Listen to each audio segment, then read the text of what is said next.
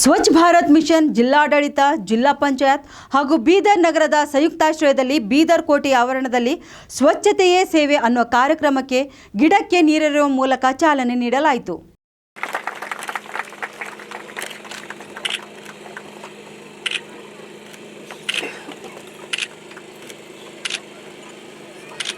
ಧನ್ಯವಾದಗಳು.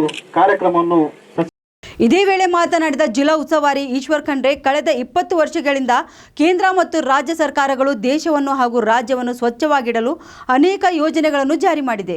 ಆದರೆ ಆ ಯೋಜನೆಗಳು ಎಷ್ಟರ ಮಟ್ಟಿಗೆ ಅನುಷ್ಠಾನವಾಗಿವೆ ಎಂದು ಪರಾಮರ್ಶಿಸಬೇಕಾದ ಅಗತ್ಯವಿದೆ ಎಂದರು. ಅದೇ ರೀತಿ ಸೀವೇಜ್ ಟ್ರೀಟ್ಮೆಂಟ್ ಪ್ಲಾಂಟ್ಗಳನ್ನು ಸರಿಯಾದ ರೀತಿಯಲ್ಲಿ ಸದುಪಯೋಗ ಪಡಿಸಿಕೊಂಡು ಕೊಳಚೆ ನೀರನ್ನು ಸಂಸ್ಕರಿಸಿ ಕಟ್ಟಡ ಕಾಮಗಾರಿಗಳಿಗೆ, ಕೃಷಿ ಕಾರ್ಯಗಳಿಗೆ ಉಪಯೋಗಿಸಬೇಕು ಎಂದು ಹೇಳಿದರು. ಘೋಷಣೆ ಮಾಡ್ತಾ ಇದ್ದೇವೆ, ಸ್ವಚ್ಛ ಭಾರತ್ ಸುಂದರ್ ಭಾರತ್, ಸ್ವಚ್ಛ ಬೀದರ್ ಸುಂದರ್ ಬೀದರ್, ಇದು ಕಾರ್ಯರೂಪಕ್ಕೆ ಬರಬೇಕು.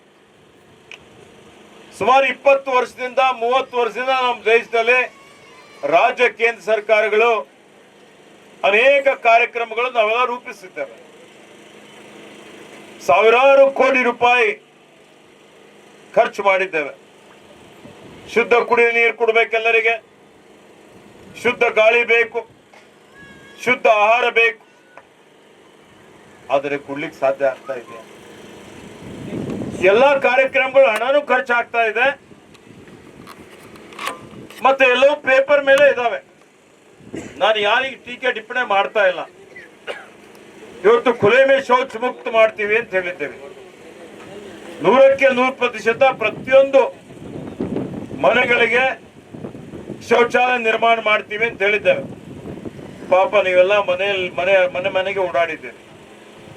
ಮನೆಗೆ ಓಡಾಡಿ ಉದ್ಯೋಗ ಖಾತ್ರಿ ಯೋಜನೆ ಅಡಿಯಲ್ಲಿ, ಸ್ವಚ್ಛ ಭಾರತ್ ಮಿಷನ್ ಯೋಜನೆ ಅಡಿಯಲ್ಲಿ, ನಗರಸಭೆಗಳಲ್ಲಿ, ಗ್ರಾಮ ಪಂಚಾಯಿತಿಗಳಲ್ಲಿ ಪ್ರತಿಯೊಂದು ಮನೆಗೆ ಅವರಿಗೆ ಶೌಚಾಲಯ ನಿರ್ಮಾಣ ಮಾಡಲಿಕ್ಕೆ ಅನುದಾನ ಕೊಟ್ಟಿದ್ದೇವೆ, ಘೋಷಣೆನೂ ಮಾಡಿದ್ದೇವೆ. 100ಕ್ಕೆ 100% ಈ ಗ್ರಾಮ ಬಹಿರಂಗ ಶೌಚ ಮುಕ್ತ ಅಂತ ಹೇಳಿದ್ದಾರೆ. ಯಾರು ಬಹಿರಂಗವಾಗಿ ಶೌಚ ಮಾಡುವಂತಲ್ಲ, ಎಲ್ಲರೂ ಶೌಚಾಲಯ ಉಪಯೋಗ ಮಾಡ್ಕೊಳ್ತಾ ಇದ್ದಾರೆ. ಸತ್ಯ ಇದೆಯಾ? ಇಲ್ಲ, 60% 70% ಆಗಿದೆ, ಆಗಿಲ್ಲ ಅಂತ ಹೇಳಲ್ಲ.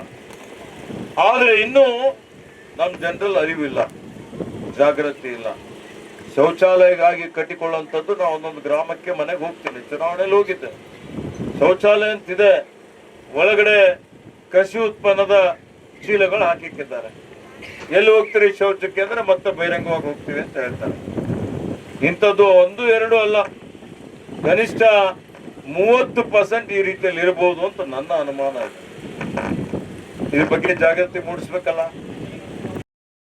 ಕಾರ್ಯಕ್ರಮದಲ್ಲಿ ಪರಿಸರ ಸಂರಕ್ಷಣೆಯ ಪ್ರತಿಜ್ಞೆಯನ್ನು ಬೋಧಿಸಲಾಯಿತು ಮತ್ತು ಪೌರ ಕಾರ್ಮಿಕರಿಗೆ ಸ್ವಚ್ಛತಾ ಕೆಲಸಕ್ಕೆ ಅಗತ್ಯವಿರುವ ಕಿಟ್ಗಳನ್ನು ಕೂಡ ನೀಡಲಾಯಿತು. ಜಿಲ್ಲಾಧಿಕಾರಿ ಶಿಲ್ಪಾ ಶರ್ಮಾ, ಪೊಲೀಸ್ ವರಿಷ್ಠಾಧಿಕಾರಿ ಪ್ರದೀಪ್ ಗುಂಟೆ, ಜಿಲ್ಲಾ ಪಂಚಾಯತ್ ಸಿಒ ಡಾಕ್ಟರ್ ಗಿರೀಶ್ ದಿಲೀಪ್ ಬದೋಲೆ, ನಗರಸಭೆ ಅಧ್ಯಕ್ಷ ಮೊಹಮ್ಮದ್ ಗೌಸ್ ಮತ್ತಿತರರು ಕಾರ್ಯಕ್ರಮದಲ್ಲಿ ಉಪಸ್ಥಿತರಿದ್ದರು. ನಿರಂತರ ಸುದ್ದಿಗಾಗಿ ನೋಡ್ತಾ ಇರಿ ಉತ್ತರ ಕರ್ನಾಟಕ ಸುದ್ದಿ ವಾಹಿನಿ.